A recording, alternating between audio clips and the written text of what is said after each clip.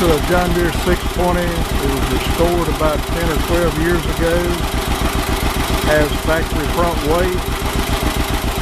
Rear rubber is 90%.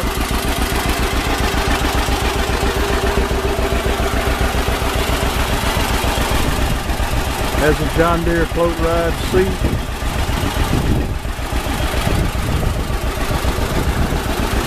Three-point hitch is complete. There is a top link that goes with it. Also has all of the sway block assembly.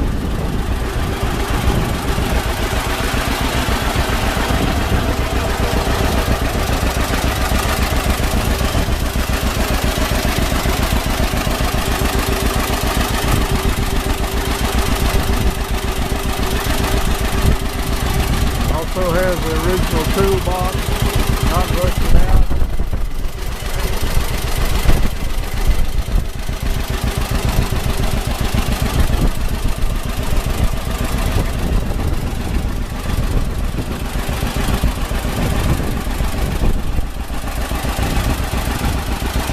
This tractor runs and drives good. Would be ready to participate in a parade.